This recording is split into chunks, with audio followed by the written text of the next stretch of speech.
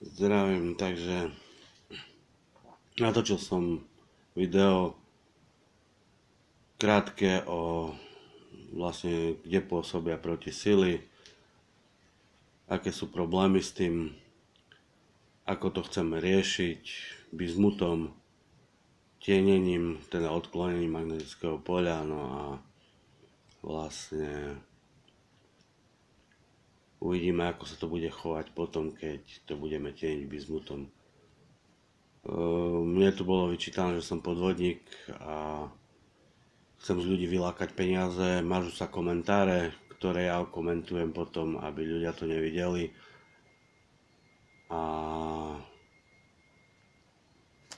na Perendeva, pokiaľ viem, sa investovali peniaze, boli to milióny, robili sa zložité počítačové simulácie a tak ďalej a nakoniec to bola aj tak nula, pokiaľ len Perendev nefunguje a niektorí ľudia boli za to stíhaní.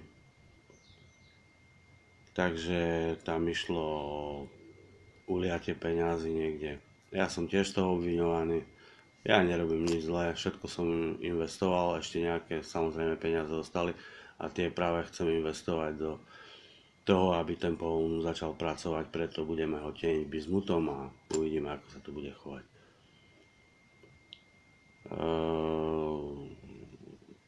Už na to asi peniaze nebudem mať, aby som znova postavil ďalší prototyp, ale chcem odovzdať informácie, ktoré mám ľuďom a ktorí sa niečím takým zaoberajú alebo chceli by sa zaoberať, aby vedeli vlastne čoho sa vyvarovať a kde sú najväčšie problémy.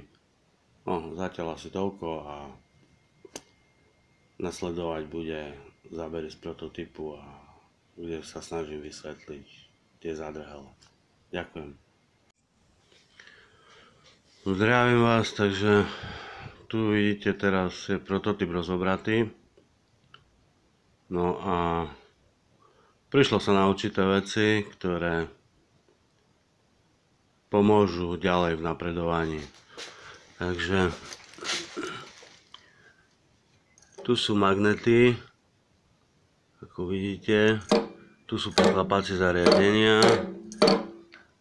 No a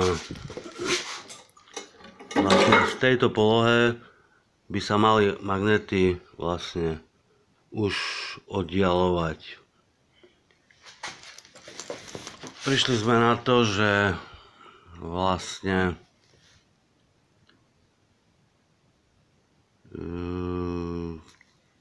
tu magnety sa už vlastne priťahujú a pružinka nezabráni, aj keď sme ju nastavili na väčšiu silu, tak nezabráni, takže tu je problém.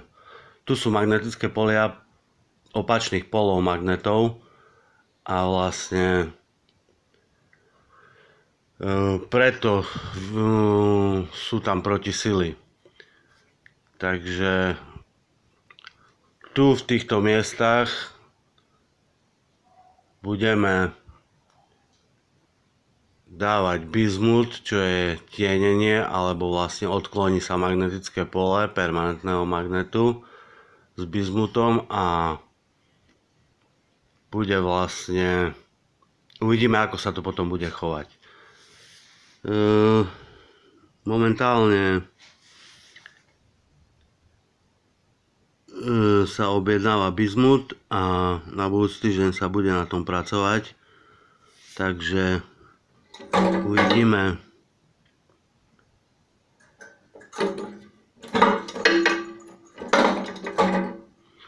Má to samohybnú účinnosť, viete, len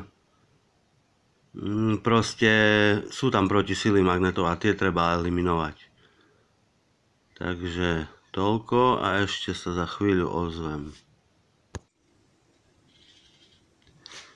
Takže ešte vlastne chcem povedať toľko, že ďalej sa prišlo na ďalšie veci, jednak na to, že rotor je priťažký, aj pri hliníku je priťažký a magnety síce majú tendenciu točiť to, pôsobia tam protisily, takže samozrejme sa to nemôže celkovo otáčať, ale majú tendenciu točiť to. Rotor je však príliš ťažký, čiže treba ho čo najviac odľahčiť. Čo sme uvažovali, že prichádzajú do úvahy, teda asi najlepšie riešenie bude v 3D tlačiarni vytlačiť ten rotor a samozrejme ho zmenšiť. Aj preklapacie zariadenia sa budú musieť zmenšiť a celková konštrukcia bude okolo tých 40% sa bude musieť stiahnuť dole z celého stroja. No a samozrejme jednoznačne rotor sa musí odľahčiť.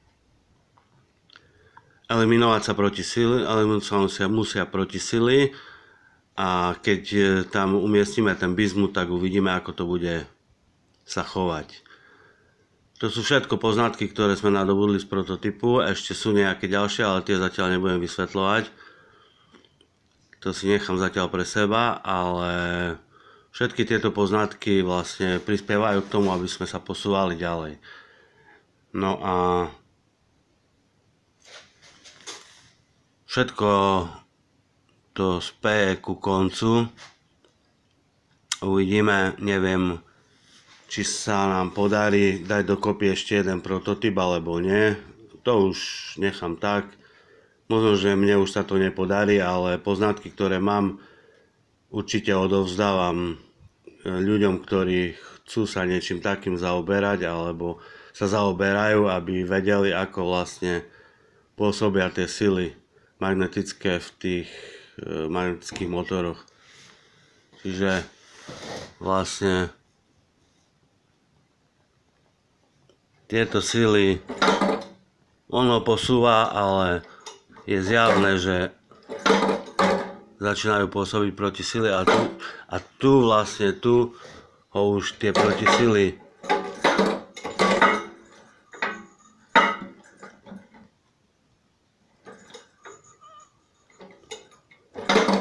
už pritiahnu vlastne. To by sa nemalo diať, ani pružinka tomu nezabráni, takže vlastne tu by nemalo to tak byť. Tu by mali byť presne odklopené tieto preklapacie zariadenia a bohužiaľ ich opačné poly magnetov priťahujú. Čiže na to všetko sa prišlo a ďalej to budeme riešiť, hovorím, tým bizmutom, ktorý zabezpečí odklonenie magnetického poľa jednak proti láhlých magnetov, ktoré to priťahujú, a aj na konci, aj na bokoch sa to bude riešiť takto. Takže toľko asi. Ďakujem za pozornosť.